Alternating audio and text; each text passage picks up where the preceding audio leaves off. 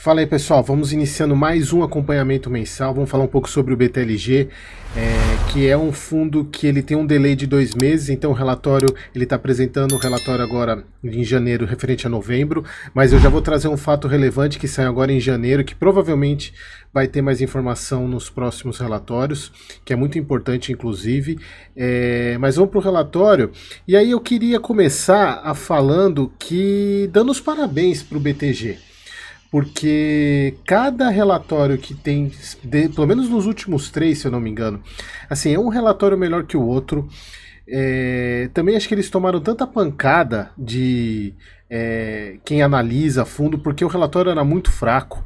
E acho que eles escutaram os cotistas, né? Porque agora os relatórios sim estão cada vez melhores. Muito feliz de ver que eu acho que os cotistas eles estão fazendo o seu papel, né, de reclamar, de solicitar com que a gestão, porque na verdade o melhor e única forma da gestão se comunicar com o cotista é através do relatório gerencial.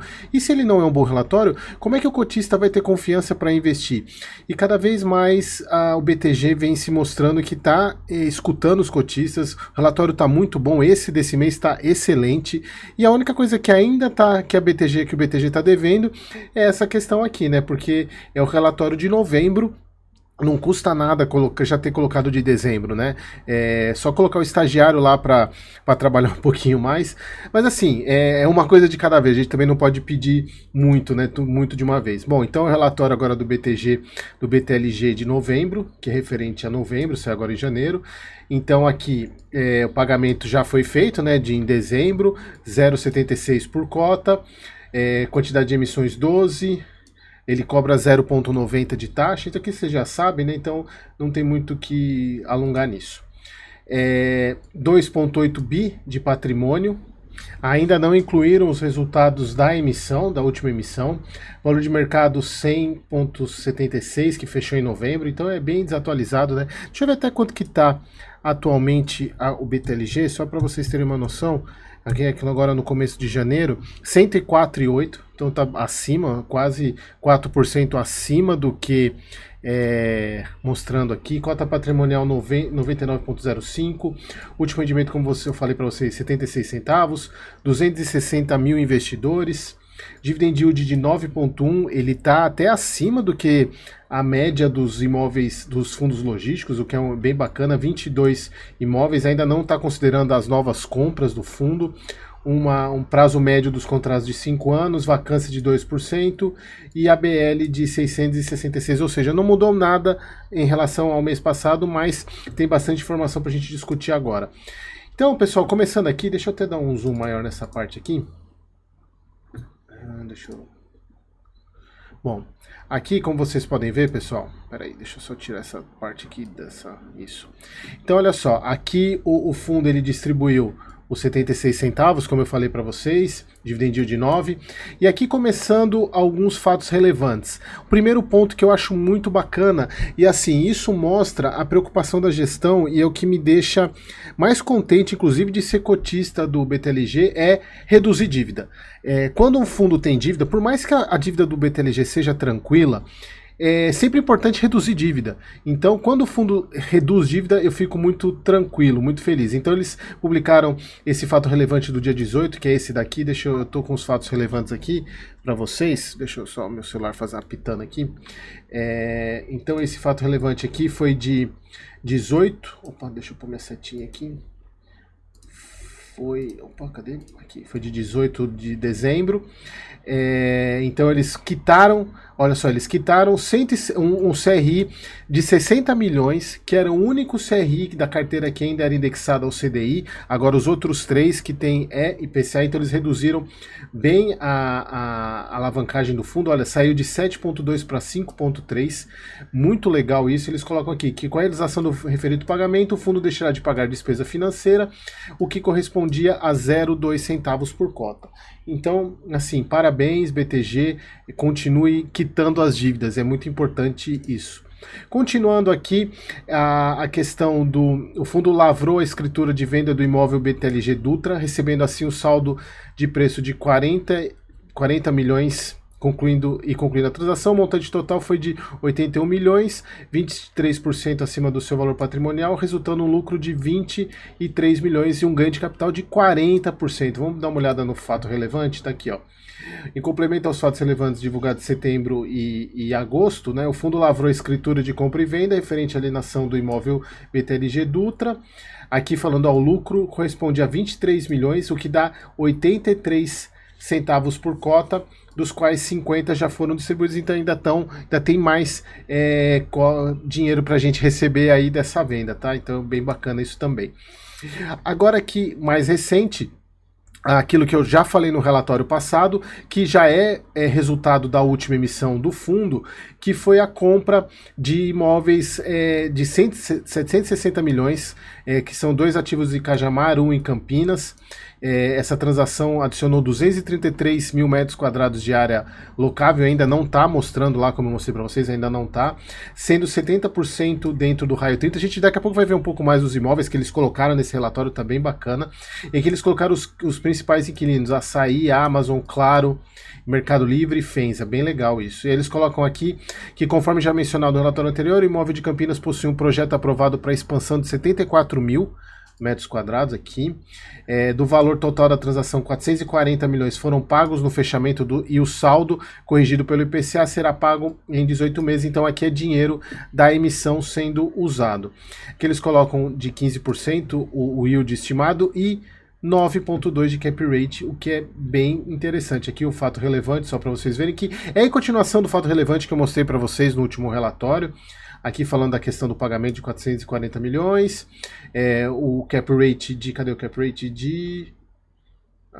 tem o yield, né, de 15% até o pagamento da parcela final. Sim, é baita compra, são muito bons imóveis, vocês vão ver os imóveis daqui a pouco, mas é bem legal sim.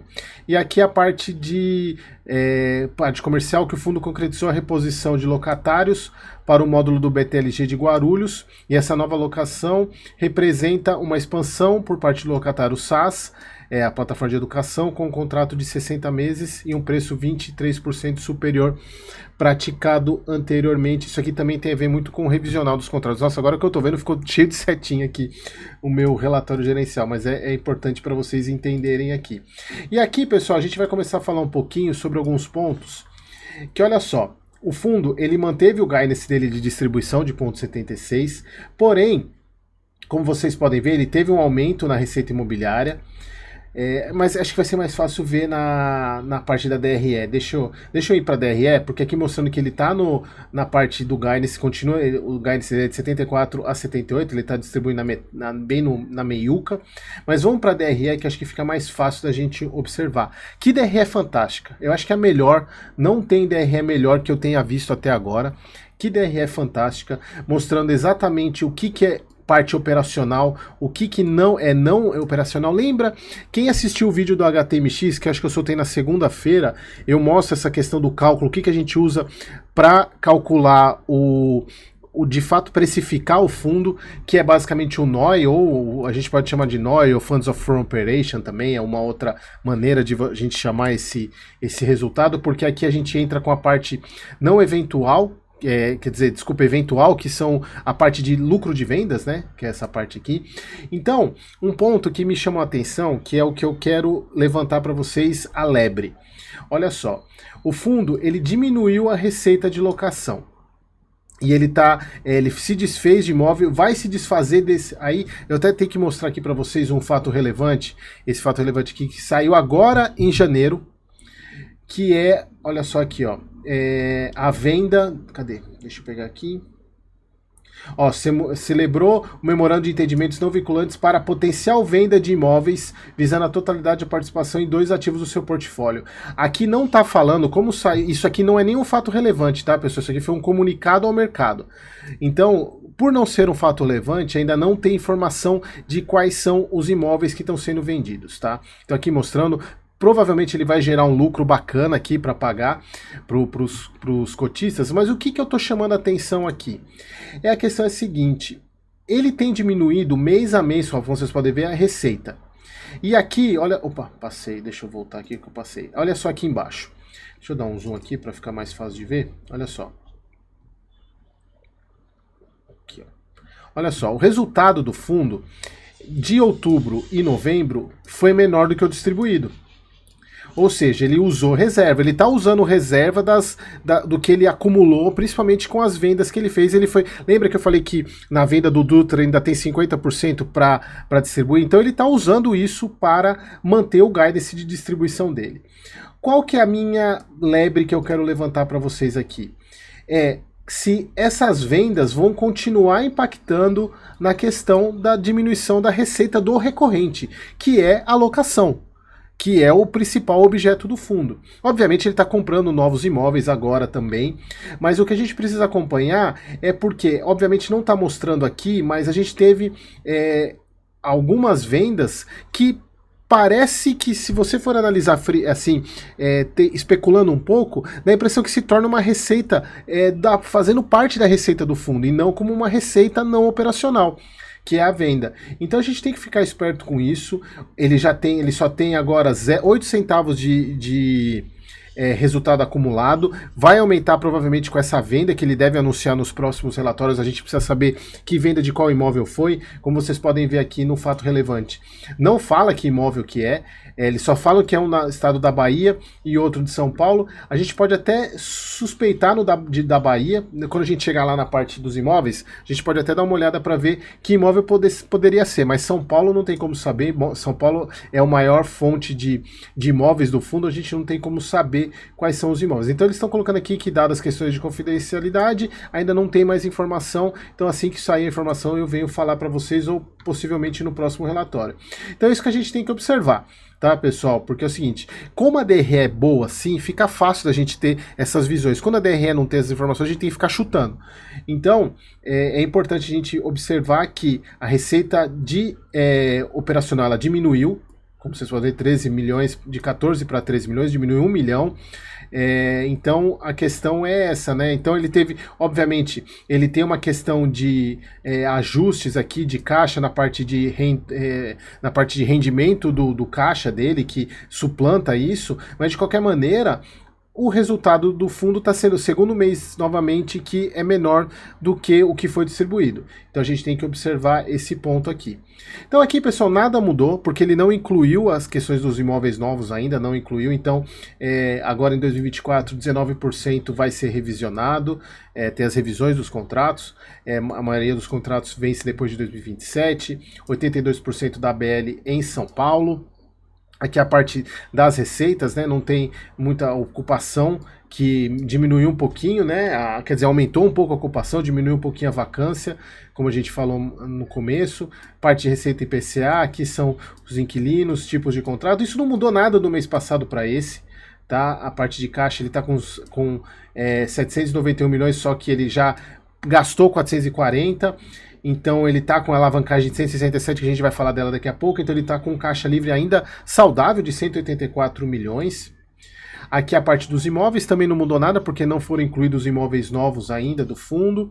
Aqui, se a gente pegar, vamos dar uma olhada aqui nos imóveis, que a gente tem para ver qual imóvel poderia ser o da Bahia, porque São Paulo não tem como saber.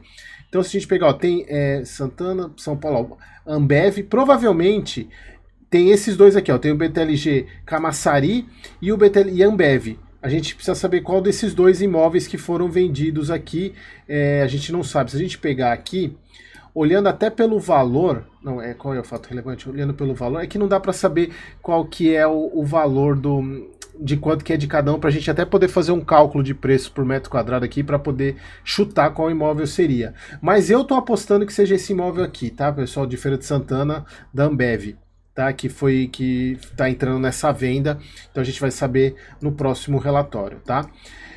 Então aqui um ponto importante da questão que eu falei para vocês da venda, da quitação desse CRI aqui, que era o único indexado ao CDI. A alavancagem, se não me engano, era 230 milhões, quase 240 milhões, aí com a quitação desse CRI, importante, sem multa de antecipação. Isso é muito importante, porque é o seguinte,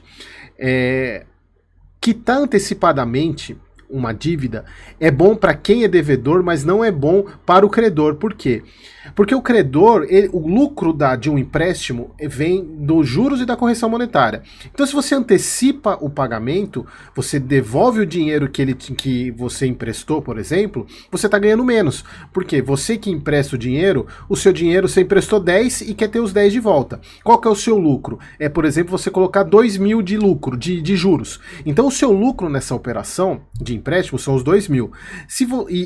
Quanto maior o prazo, obviamente maior esse valor, porque ele sempre vai, inclusive a correção monetária também vai em cima do saldo devedor. Então, se você antecipa o pagamento, se você que está emprestando, quem está te pagando antecipou o pagamento, a parte de lucro que você vai ter é menor, porque você vai ter os 10.000 de volta, só que em vez de você ter 2.000, por exemplo, você vai ter 1.000, porque teve antecipação desses juros. Então, para o fundo, isso é excelente quando não tem multa, porque ele não precisou pagar nada referente a essa antecipação. Então é bem bacana isso. Então a alavancagem muito tranquila, caiu para 5,3%, então está bem gerenciável. Bom, aqui a parte de cotação, não tem muito o que a gente falar aqui. E aqui que eu falei para vocês como melhorou o relatório do BTG, do BTLG. Aqui ele colocando algumas coisas dos imóveis que ele comprou, dos 3 imóveis, né? São o Cajamar lá, Cajamar 1, Cajamar 2, que tá com Açaí, e a Amazon. Olha só que bacana, né? Então aqui tem algumas fotos dos imóveis, né? Primeiro, a localização do BTLG Amazon, do Açaí, dos dois dentro do Raio 30 e o BTLG Campinas, já um pouquinho mais longe. Aqui a parte das fotos, olha só que baita galpão, hein, pessoal? Olha só que coisa linda. Poderia até ver a questão de certificação ESG, que eu acho que se ele não tiver, tem tudo para ter. Então, bem bacana, né? Olha só, aqui a parte de outras fotos, né, dele, totalmente vaziozinho aqui, esperando a Amazon entrar. Parte do Cajamar, o Açaí, olha só, também muito bacana, né?